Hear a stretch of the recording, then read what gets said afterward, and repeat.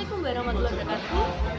Kami dari kelompok 9 dari KPIA 2023 ingin mempresentasikan hasil diskusi dari kami. Sebelumnya, izinkan perkenalkan diri terlebih dahulu. Saya Fiona Kusmaksana Damayanti beserta teman saya Rahmadani. Mari kita simak bareng-bareng presentasi dari kelompok kami. Jadi saya akan menanyakan ulama wanita. Jadi apa sih ulama wanita itu? Ulama wanita adalah perempuan yang memiliki pengetahuan yang cukup luas tentang agama Islam dan bisa menafsirkannya serta mengajarkan ajarannya. Jadi mari kita bahas lebih lanjut. Yang pertama, konotasi ulama dan realita. Istilah ulama sebenarnya gender netral dalam bahasa Arab, yang berarti ulama itu bebas, bisa laki-laki dan juga bisa perempuan. Selanjutnya, persepsi masyarakat sering mengasosiasikannya dengan laki-laki. Jadi dalam budaya masyarakat memang sangat lumrah tentang ulama wanita itu. Namun pada faktanya ulama wanita ada banyak sekali di masyarakat. Hanya rendahnya popularitas ulama wanita dipengaruhi dominasi laki-laki dan budaya variasi. Dominasi laki-laki yang dipengaruhi budaya merupakan faktor penting dalam popularitas ulama wanita. Selanjutnya, faktor-faktor sosiologis yang mempengaruhi. Yang pertama, eksploitasi. Wanita sering terpinggirkan dalam struktur kekuasaan yang didominasi laki-laki, yaitu kekuasaan banyak didominasi oleh kaum laki-laki, sementara peran wanita dikesampingkan atau paling tidak posisi wanita hanya sebatas pendamping pria dalam urusan publik. Selanjutnya, budaya lokal. Norma budaya lokal, misal Dudang Tinande, membatasi peran aktif wanita.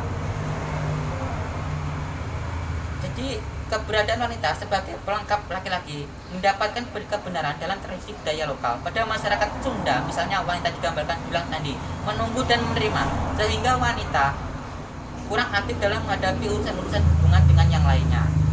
Yang terakhir, tafsir berbias gender. Interpretasi agama yang didominasi laki-laki memperkuat ketidak gender, yaitu menjamurnya tafsir-tafsir agama yang memiliki bias gender dan memiliki tafsir tersebut umumnya ditulis oleh kaum laki-laki. Yang selanjutnya yaitu perubahan zaman dan kebangkitan perempuan.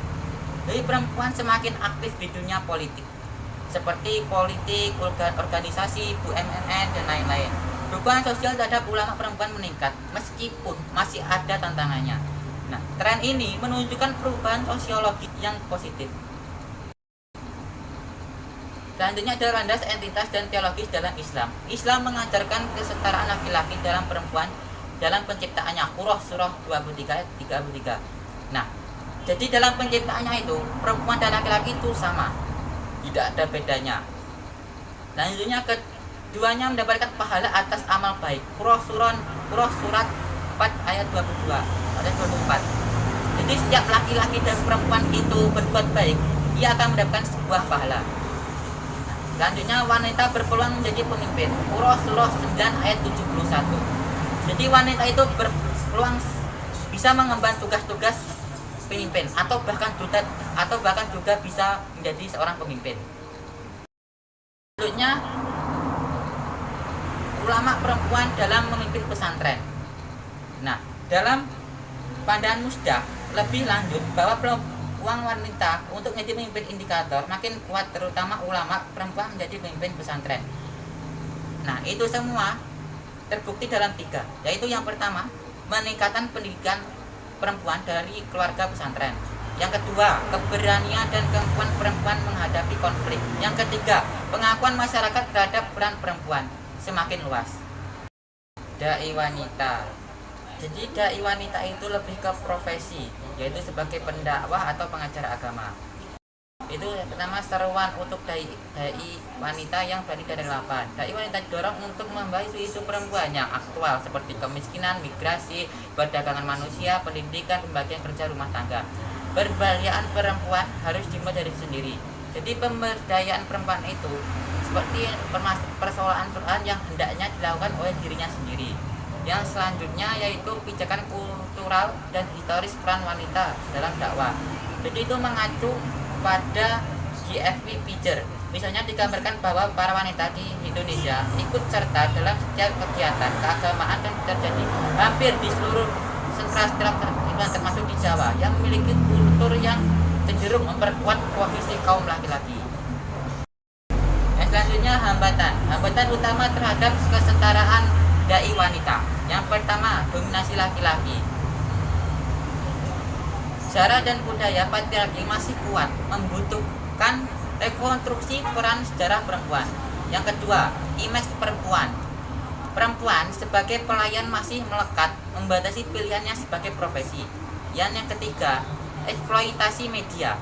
Popularitas dai wanita di media bisa menjadi bentuk-bentuk eksploitasi jika tidak berlandaskan kesetaraan. Baik, selanjutnya akan disampaikan oleh rekan saya Mbak Fiona. Melanjutkan presentasi dari Mas Dani, yakni tren positif peran perempuan dalam kehidupan publik. Perempuan semakin berperan sebagai intelektual, merancang konsep pembangunan. Ini memperkuat fakta historis peran perempuan dalam kehidupan publik. Yang selanjutnya adalah indikator tren positif peran daiyah. Yang pertama, ada keterbukaan dan demokratisasi. Terciptanya ruang yang lebih objektif bagi perempuan untuk berkontribusi. Yang kedua, kesadaran perempuan.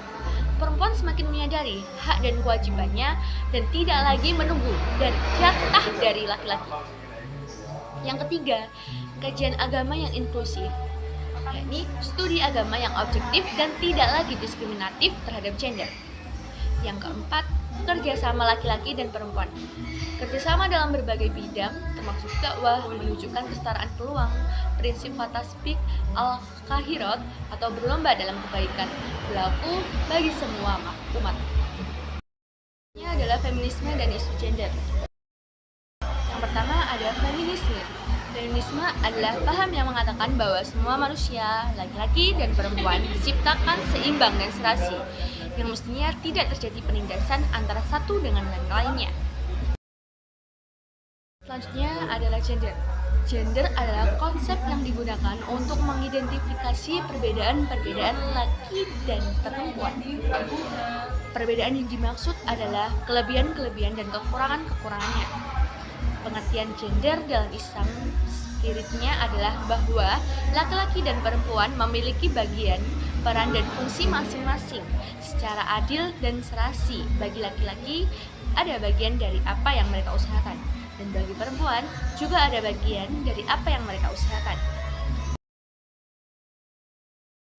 Pengertian gender pada slide sebelumnya itu dalam Islam spiritnya adalah bahwa laki-laki dan perempuan memiliki bagian, peran, dan fungsi masing-masing secara adil dan serasi. Bagi laki-laki ada bagian dari apa yang mereka usahakan, dan bagi perempuan juga ada bagian dari apa yang mereka usahakan. Contohnya, seperti halnya laki-laki mempunyai kekuatan, ketegasan, dan melakukan jihad pada saat perang. Dan jika perempuan itu seperti halnya mengandung, melahirkan, dan menyusui. Jadi mereka mempunyai peran dan bagian serta fungsi masing-masing secara adil dan serasi. Selanjutnya, ada dua elemen gender yang bersifat universal, yaitu yang pertama, gender tidak identik dengan jenis kelamin. Yang kedua, gender merupakan dasar dari pembagian kerja di semua masyarakat. Gagasan kesetaraan gender. Gagasan kesetaraan gender meskipun dapat menguntungkan pihak wanita atau setidak-tidaknya dapat memberikan harapan terhadap wanita. Dalam praktiknya, banyak wanita yang sulit bangun dari tradisinya. Gerakan dan peran dakwah memiliki segmen penting bagaimana menumbuhkan mentalitas perubahan dalam diri para wanita sehingga mereka mendapatkan motivasi dan tekanan psikologis yang kuat untuk melakukan perubahan internal.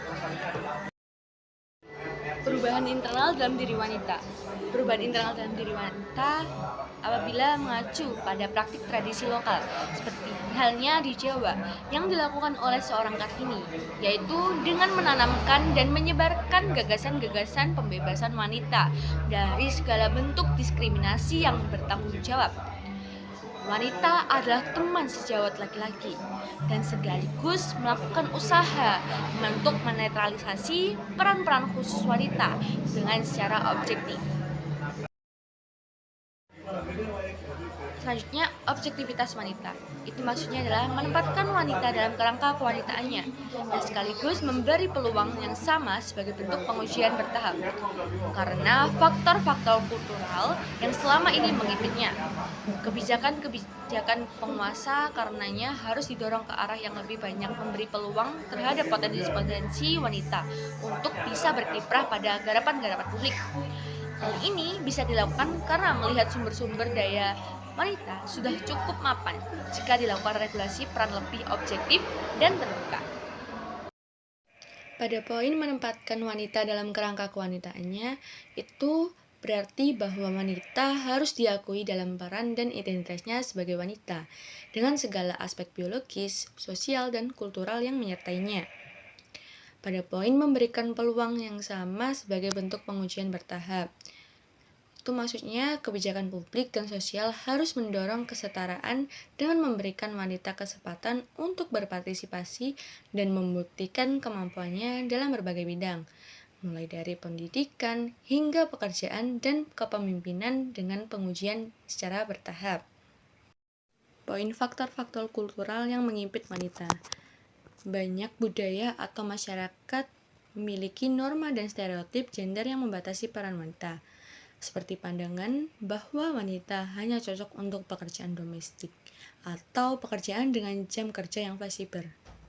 Faktor-faktor inilah yang menghambat potensi wanita untuk berkembang dalam bidang-bidang yang lebih luas atau dominasi pria seperti politik, teknologi, atau bisnis maupun yang lainnya. Poin kebijakan penguasa yang memberi peluang lebih banyak kepada wanita. Pemerintah merancang kebijakan yang mendukung wanita untuk partisipasi dalam berbagai sektor, seperti menghilangkan diskriminasi gender di tempat kerja, menyediakan fasilitas yang mendukung pekerjaan dan keluarga, atau seperti cuti melahirkan yang setara, serta mengadvokasikan keberagaman gender di ruang publik dan legislatif.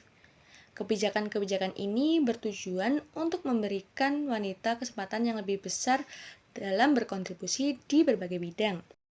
Poin sumber daya wanita yang sudah cukup mapan. Wanita memiliki potensi dan sumber daya yang cukup untuk berkontribusi besar dalam masyarakat jika diberikan kesempatan yang setara. Potensi ini dapat ditemukan dalam berbagai bentuk, seperti kemampuan intelektual, keterampilan profesional, maupun pengalaman hidup, apabila diberikan kesempatan. Mungkin hanya ini yang bisa kami sampaikan. Apabila ada yang ingin dipertanyakan, dipersilahkan. Sekian dari kami. Wassalamualaikum warahmatullahi wabarakatuh.